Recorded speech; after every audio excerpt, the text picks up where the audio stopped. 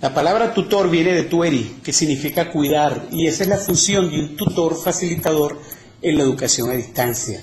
Cuidar que el estudiante no abandone, no se vaya, no se sienta solo. Nosotros ausentes tenemos que estar presentes con él, acompañándolo en todo momento, cumpliendo una función de guía, orientador, moderador, mediador o facilitador. Ya para terminar, la educación es una sola, independientemente de la modalidad en la cual se desarrolle. Eso lo decía el doctor José Silvio, que en paz descanse, fue uno de mis segundos tutores de tesis doctoral. Y la doctora Elena Dorrego, que también falleció el año pasado, ella nos decía que hay que hacer que la visión es que Venezuela esté a la altura y a la vanguardia de la educación a distancia, porque tiene las posibilidades de hacerlo. Yo le agregaría que la visión es que los países hermanos de Latinoamérica estén a la altura y a la vanguardia de la educación a distancia, porque realmente créanme que tenemos con qué. Cuando uno va a congresos en otros continentes, uno dice, pero si eso lo estoy haciendo yo. Y entonces resulta que no valoramos nuestro trabajo. Pues tenemos que empezar a escribir más y a valorar nuestro trabajo. Lo que sabemos es una gota de agua, lo que ignoramos es un océano, decía Newton. Hay que ser humilde y mientras más formación tengamos, más humilde tenemos que ser. Si me queda tiempo, leo este pequeño pensamiento tomado del libro del maestro y el niño de Jaime Guinot. Es una traducción. ¿Si tengo tiempo? Sí, 5 minutos todavía. Ok. Fíjense lo que dice esto y se los dejo como reflexión. He llegado a una conclusión aterradora. Soy el elemento decisivo en el aula de clase. Es mi enfoque personal el que crea el clima. Como es mi humor diario el que hace el estado del tiempo. Como profesor tengo el tremendo poder de hacer la vida de un niño miserable feliz. Puedo humillar o agradar, herir o curar. En toda situación, es mi respuesta la que decide si una crisis entra en escalada o desescalada, y si un niño es humanizado o deshumanizado. Aquí tienen las direcciones donde pueden bajar la presentación y el documento base de la presentación. De todas maneras, mientras conversamos en las preguntas, se las podemos mostrar.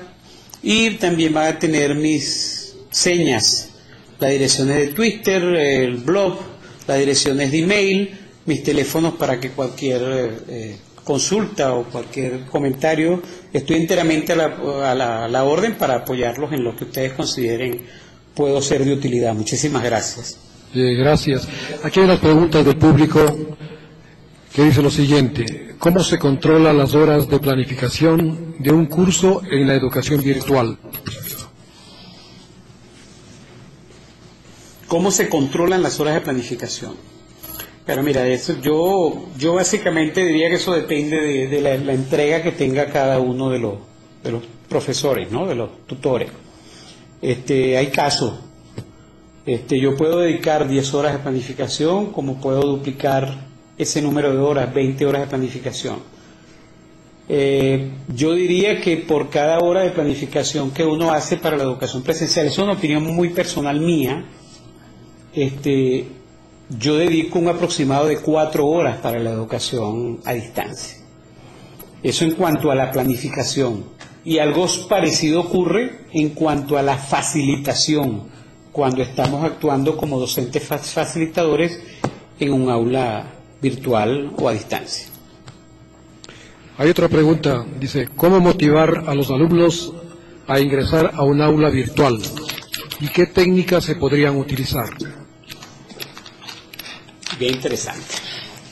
Esa pregunta, por cierto, la hacía yo esta mañana a uno de los ponentes y lamentablemente no parece que no llegó, porque esa es una pregunta que se hace mucha gente, ¿no? Yo conversando en estos días, una profesora me decía, ¿cómo haces tú? Porque yo no logro que mis estudiantes entren al aula virtual.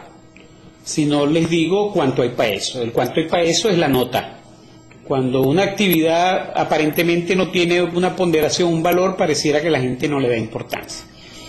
Yo a esas respuestas, yo simplemente le digo que, bueno, como decía el maestro don Simón Rodríguez, maestro de Simón Bolívar, nuestro libertador, Simón Rodríguez decía que se enseña con el ejemplo.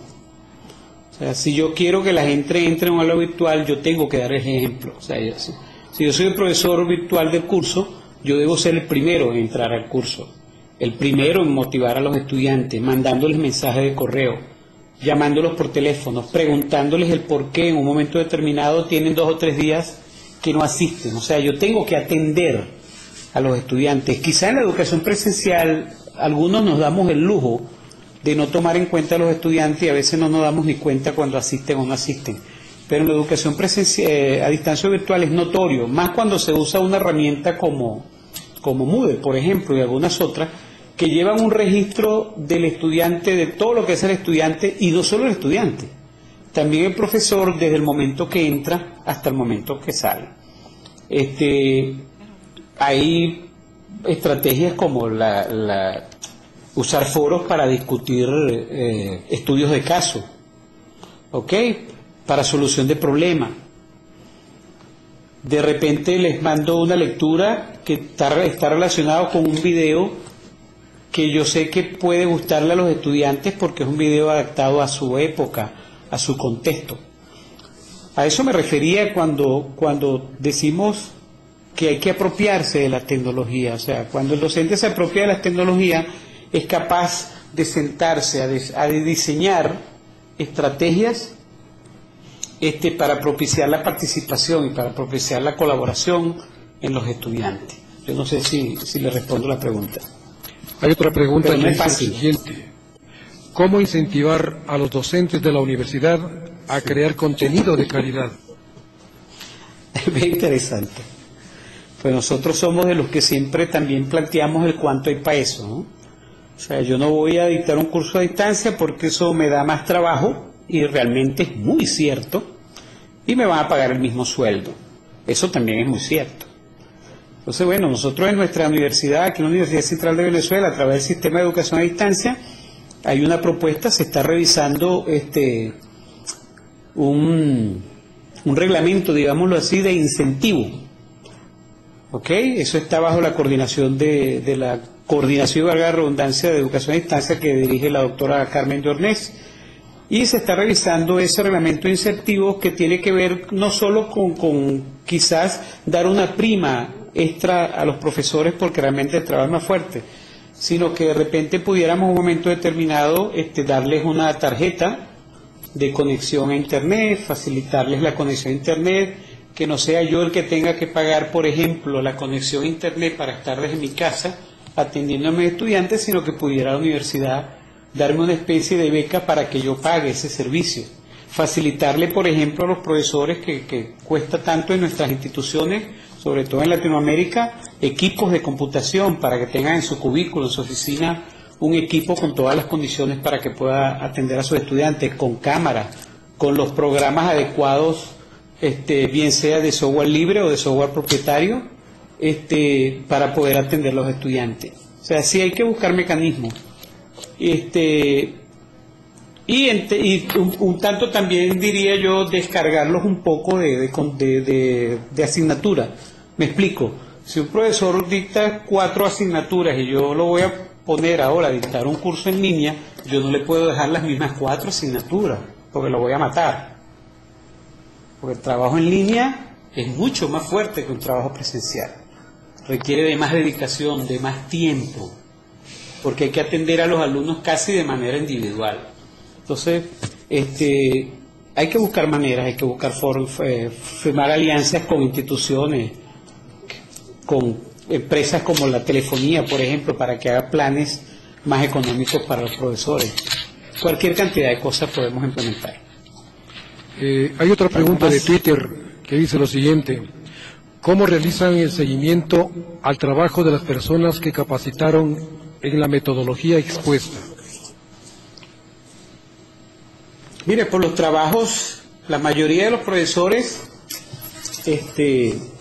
una vez culminados los cursos, montan sus cursos. Una vez revisado su prototipo y cuando los prototipos están validados por nosotros en la Unidad de Educación a Distancia, y se hacen públicos, pues ellos dictan su curso y nosotros más o menos sabemos quiénes están dictando los cursos. Si les soy sincero, a pesar de que no llevamos un registro estricto, sí tenemos el conocimiento de que más del 80% de los profesores que hacen los cursos, no solamente de nuestra universidad, por cierto, porque nosotros formamos profesores de todas las universidades del país, como les dije, y uno ve los cursos, pues uno se mete a las páginas de sus universidades y ve los cursos. No es fácil hacer ese seguimiento, pues tendríamos como que estar en muchas partes, y hay gente que no le gusta compartir lo que hace, hay gente muy celosa, ¿no? Pero sí, en un estimado de un 80% los profesores siguen trabajando y más o menos un 40% nos reporta pues que sigue en esta línea de trabajo.